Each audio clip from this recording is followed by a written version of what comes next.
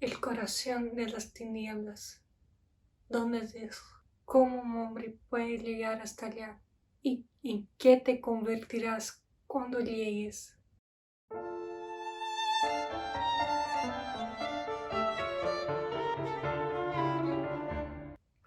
Hola, hoy vamos a hablar del Corazón de las Tinieblas, un libro de Joseph Conrad. En ese libro, Conrad nos va a contar la historia de un hombre que se dirige al corazón de las tinieblas. Pero, ¿dónde sería ese lugar? ¿Quién es ese hombre? ¿Qué busca? Para responder y entender la historia de Conrad, tenemos que entender el contexto histórico que escribe, que relata en su novela. Por eso, haremos un breve recorrido en la historia del rey Leopoldo II, uno de los mayores genocidas que el mundo ya ha conocido. También hablaremos un poco de la historia del Congo y juntaremos todo eso con la historia de vida del propio autor, Joseph Conrad, porque si no juntamos esas tres cosas, no vamos a entender la magnitud de la narrativa de Conrad. Leopoldo II fue rey de Bélgica entre 1865 y 1909. Les voy a dejar aquí el mapa de Bélgica para que se localice. Durante el imperialismo europeo, a Leopoldo II le será concedido un territorio en África que se quedará conocido como el Congo belga. Pero ojo, no le conceden ese territorio al país Bélgica. No, es una propiedad privada del rey Leopoldo II. Y siendo una propiedad privada, puede hacer lo que quiera ahí. Entonces, con la excusa de proteger el pueblo congolés de los traficantes de esclavos árabes, Leopoldo II va a organizar una compañía.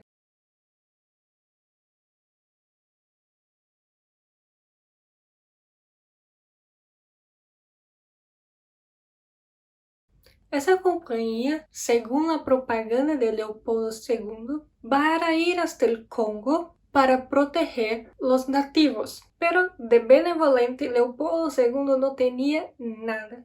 Los funcionarios del rey que se van al Congo belga van a ir con la clara intención de extraer marfil y luego el caucho. Y para hacer eso no van a medir esfuerzos y malicia. Para hacer con que el pueblo congolés trabaje para ellos, los hombres belgas secuestraban las mujeres y los niños congoleses, obligando así los hombres a trabajar para ellos, pues ahí en esas cárceles donde ponían las mujeres y los niños, ellas sufrieron todos los tipos de violencias que puedas imaginar. Entonces, para proteger sus mujeres y sus niños, los hombres se rendían a los pies de los hombres de Leopoldo II. Porque, ojo, es importante dejar claro una cosa, no eran los belgas que hacían eso, eran los hombres de Leopoldo II, porque la gente en el país, la mayoría de las personas ahí creían en esa propaganda ufánica, utópica de Leopoldo II, de que los hombres que estaban yendo ahí iban para civilizar y proteger los nativos. Entonces, siempre que yo hable de las barbaridades que son hechas, estoy hablando no de los belgas en general, no, estoy hablando de los hombres que eran enviados por Leopoldo II. Además, cualquier hombre nativo que se recusara a trabajar para la compañía era brutalmente asesinado. Las aldeas que no cumplían con su cuota de entrega de marfil eran quemadas y los hombres de ahí tenían sus manos amputadas. Sí, la amputación de manos de miembros era una práctica extremadamente común en el Congo belga. Les voy a dejar unas imágenes. Era una práctica tan común que Leopoldo II, en una carta que escribe a su representante ahí en el Congo belga, va a decir que hacer eso de amputar los miembros era una tontería, pues las manos eran las únicas cosas útiles que tenían los bárbaros. Sí, al final, si no tenían manos, ¿cómo iban a trabajar para ellos? Estima-se que en la época del Congo belga, cerca de 5 a 8 millones de personas fueron asesinadas ahí, murieron ahí. Porque además de los asesinatos, la gente era esclavizada, no comía, trabajaban de forma insalubre. Bueno, eran esclavos de Leopoldo II. Pero ese es un número que genera una controversia. ¿Por qué? No se sabe cuántas personas vivían allí en el Congo antes de la llegada de los hombres de Leopoldo. Por tanto, no se puede decir con exactitud si eran 1000 o 1 millón. Pero lo que sí se sabe, y es un consenso, es que en ese periodo en que el Congo estuvo bajo la dictadura de Leopoldo II, la mitad de su población nativa fue muerta. ¿Y dónde entra la historia de vida del autor en todo eso? Conrad es un polonés, pero que se naturaliza inglés. Y en esa época de Leopoldo II se va a unir a la compañía y va a ir en dirección al Congo belga. Su intención era estar ahí por cerca de 3 años, pero no puede vivir más que 6 meses en ese lugar. Conrad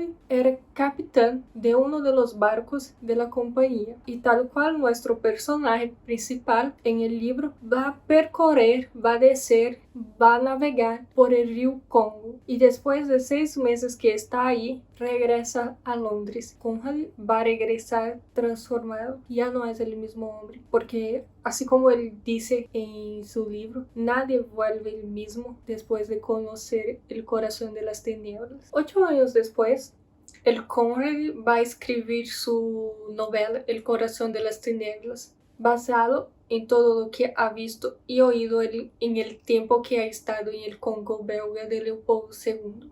El libro fue publicado por primera vez en 1899 en 3 partes en un jornal. En sus primeros escritos, antes de publicarlo, Conrad había puesto el nombre de Leopoldo II en varias partes del libro y nombraba el lugar que el personaje principal estaba yendo como Congo. Pero en esa época, Leopoldo II seguía vivo y era rey. Y un rey genocida. Entonces era mejor sacar su nombre de ahí. Al final, Conrad iba a hacer una grave denuncia de que toda aquella propaganda que hacía el rey Leopoldo II, de que estaba haciendo un bien para los nativos de Congo, era una mentira.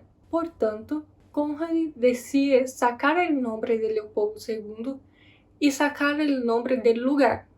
Entonces el lugar va a estar conocido como el corazón de las tinieblas. Pero si tienes 2 neuronas, va a poder juntar las cosas, porque la descripción del lugar, del río por el cual va a navegar nuestro personaje principal es la descripción del río Congo. En el libro va a decir el río en formato de serpiente. Ese es el río Congo, que tiene un formato de serpiente. Entonces, el Conrad va a escribir esa novela como una denuncia, pero también una forma, creo, de poder asimilar todo aquello, todas las barbaridades que ha visto durante esos 6 meses que ha estado en el Congo. Vámonos a la historia. En un barco que viaja por el río Támesis, un marinero llamado Marlowe va a contar a sus compañeros de viaje la historia de cuando conoció el corazón de las tinieblas. Uno de esos marineros que está ahí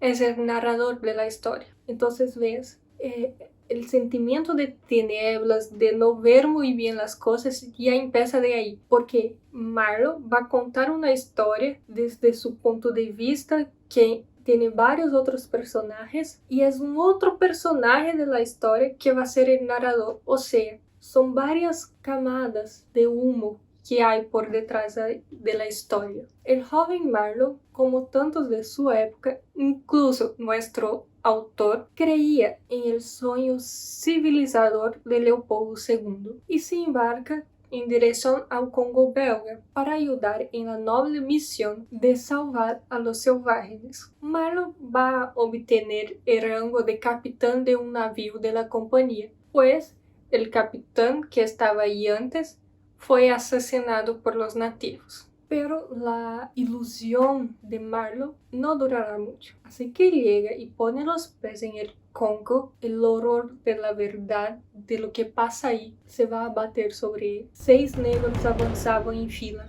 con dificultad en el camino. Caminaban erguidos y lentos, balanceando canastillas llenas de tierra sobre sus cabezas. Se podía ver cada costilla, las articulaciones de sus miembros como nudos en cuerda. Cada uno tenía un collar de hierro alrededor del cuello, todos unidos por una cadena cuyas curvas se balanceaban entre ellos, tintineando de manera mesurada. Todos los delgados pechos se juntaron. Las fosas nasales violentamente ensanchadas temblaron. Los ojos fijos en el alto. Ahí vi el demonio de la violencia, el demonio de la codicia, el demonio del deseo ardiente. Pero todas las estrellas eran demonios fuertes, lujuriosos, de ojos rojos, que influenciaban y empujaban a los hombres quiero decir. Pero parado allí, en esa pendiente, preví que, bajo el segador, conocería a un demonio suave y astuto, con el ojo verde de una locura codiciosa y despiadada. Estaban muriendo. Morían lentamente, estaba muy claro. No eran enemigos, no eran criminales. Ahora no eran más que seres terrenales, nada más que sombras negras de enfermedad y hambre que yacían confundidas en la penumbra verdosa. Eso pasa cuando Marlon llega a una de las bases de la compañía y va a ver los nativos por primera vez y va a ver que no eran salvajes como decía, que eran humanos y a esos demonios que se refiere Marlon no se refiere, no es que los salvajes eran esos demonios, no. Esos demonios eran los hombres blancos que estaban ahí y que explotaban a los nativos. Marlon recibirá una misión.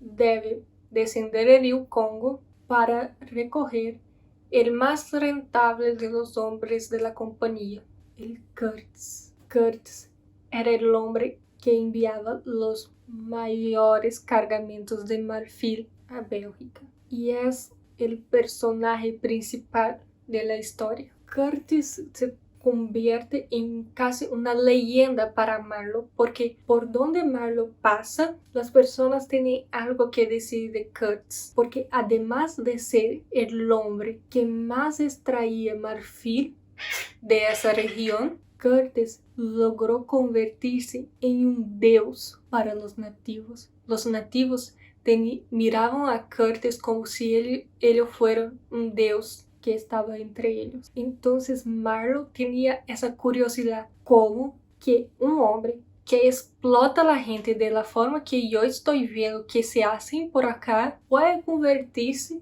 en un dios para esa gente. La atmósfera de la obra es de total agonía y brumosa locura. Es como si todos los europeos que se encaminan al corazón de las tinieblas van perdiendo su cordura. Ya no saben más cómo hacer las cosas, pierden su humanidad. Para Italo Calvino, en su libro ¿Por qué leer los clásicos?, Conrad intuyó el momento crucial del pensamiento burgués cuando el optimismo racional perdió sus últimas ilusiones. ¿Y qué ilusiones eran esas? Era la ilusión de Salvador. El burgués tenía esa ilusión de que mandaban sus hombres para salvar el mundo salvaje, pero las verdaderas noticias empiezan a llegar a Europa y la gente va viendo que no era muy bien y eso que pasaba. Entonces,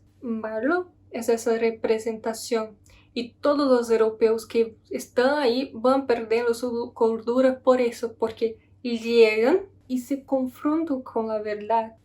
Y además de confrontarse con la verdad, están en un mundo que es totalmente desconocido, distinto para ellos. Entonces ya no saben más qué hacer. Y para Italo Calvino, el Conrad, con esos personajes que están ahí, consegue demostrar exactamente el sentimiento burgués de la época, que era el sentimiento de verse y descubrir que no estaban salvando a nadie. Por lo contrario, estaban condenando ese pueblo a su derrocada. ¿Y qué pasa cuando se pierde su más grande ilusión? Te vuelves loco. Y eso pasaba con la gente que llegaba ahí. Al llegar y darse de cara con las barbaridades que eran hechas, perdían la más grande ilusión que tenían, y con ella su cordura. Cuando Curtis va al Congo, tenía el ideal de civilizar a esa gente y justificaba las barbaridades que hacía en eso. Hacemos eso porque queremos traer un bien más grande, hay un objetivo más elevado en eso. Pero llega un punto que Curtis pierde su humanidad y pierde su cordura. Después de descender el río Congo, cuando Marlon llega donde estaba Curtis, va a ver que alrededor de la cabaña de Kurtz había unos palos, y por encima de cada palo estaba la cabeza de un nativo que era enemigo de Kurtz. Entonces ese hombre que ha salido de Europa con el ideal de salvar armas, cuando llega al corazón de la tierra pierde su cordura, y es el hombre que tiene cabezas como adorno. Para Conrad, la vida es un bosque, un mar que devora a los seres humanos. Y en el corazón de las tinieblas, la floresta, ese clima de brutalidad, de codicia, va a corrompir el corazón de Kurtz. Corazón de las Tinieblas es la historia de un hombre corrompido por la codicia. Es la historia de esa lucha que hay dentro de cada uno de nosotros entre el bien y el mal. Es una demostración de que ideales son frágiles, porque Kurtz tenía un ideal, el ideal de salvar almas, pero eso estaba en su campo de ideas, no estaba fijado en la realidad, no era una virtud intrínseca a Kurtz. Y eso nos pasa a nosotros. Cuando tenemos ideales, sueños, son abstratos, son cosas que utópicas, que con ellas imaginamos y cuando haga eso todo el mundo será feliz. Pero cuando bajamos de forma muy brusca de ese sueño, de ese ideal, de ese utopía, y llegamos a la tierra firme, que es lo que pasa con Curtis y con Marlon. Estaban en un ideal y de forma muy brusca descenden y ven la realidad. ¿Qué haces con eso? ¿Te vuelves loco? ¿Vendes su alma? Porque mira, ahí había hombres que llegaban, salían de Europa con el ideal civilizador, llegaban al Congo y veían esa realidad de esclavitud que era impuesta al pueblo congolés. Tenías algunas opciones. Una, volverse louco, porque has descendido de forma muy rápida, foi una queda brusca, es como si su cabeza ya no funcionase muy bien. Dos, puedes huir de ahí, como hizo Marlon y el propio autor Conrad, que se fue para estar 3 años, se quedó 6 meses y se fue. O tres, puedes integrarse en la sociedad que se está formando ahí y transformarse en un tirano. Y el Conrad nos va mostrando el Curtis, que es el que se vuelve loco. Hay personajes como el contador, que era responsable ahí por la compañía, que estaba siempre limpio e impecable, solo pensando en plata. Y tenemos también Marlon, que va, mira, tiene esa experiencia, no está de acuerdo y simplemente vuelve a su casa. Además de ese cuestionamiento de cómo se comporta el ser humano en situaciones así, el libro es una crítica al Congo belga de Leopoldo II. Es una crítica a compañía y una crítica a las acciones de Leopoldo II hacia el Congo belga. El romancista nigeriano Chinua Achebe acusa a Conrad de ser racista, pero es una crítica infundada, porque en el libro El corazón de las tinieblas, las más duras críticas, los adjetivos así más fuertes son dirigidos a los blancos, no a los negros. No es dirigido al pueblo congolés de ahí, ¿no? Cuando Marlon va a contar y referirse a las acciones de sus compañeros blancos que estaban ahí, va a decir, fue un robo con violencia, agravado por un asesinato en masa. Cuando se refiere a los demonios, son a los blancos. Los demonios ahí no son los nativos, son los blancos que se fueron hasta ahí para imponerse y generar horror en los nativos. Después de sus meses ahí, cuando Marlon va a regresar a Europa, cuando llega a como ellos se refieren, a la civilización, se va a referir a ellos de la siguiente forma: me encontré de nuevo en la ciudad sepulcral, resentido al ver a la gente corriendo por las calles para robarse un poco de dinero unos a otros, para devorar su comida infame, para tragar su cerveza malsana, para soñar sus sueños insignificantes y tontos. Escuchen.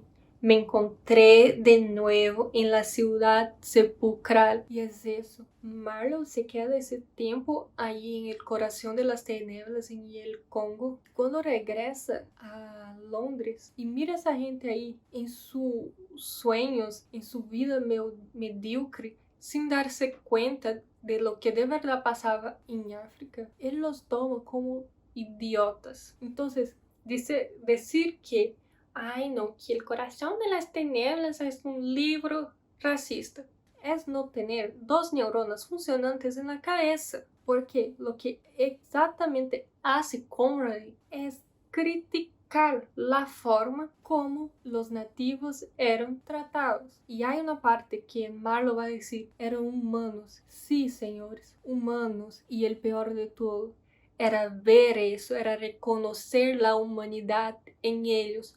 ¿Por qué? Porque la propaganda de Leopoldo II era que esa gente no tenía ni siquiera alma, por eso necesitaban una salvación. Pero Marlowe llega allá y ve, son humanos. Entonces, ¿dónde está el racismo ahí? No hay. Hay una crítica muy bien hecha al imperialismo europeo hacia África, principalmente a los hechos de Leopoldo II sobre el Congo belga. Conrad va a escribir una tragedia, pero no es una tragedia de un hombre, es la tragedia de todos. Es la tragedia de los europeos que vendieron sus almas por unos cuantos marfils y la tragedia de los congoleses, de los cuales los hombres de Leopoldo II robaron sus dignidades. Así que los recomiendo fuertísimo que lean Corazón de las Tinieblas. Es un libro espectacular.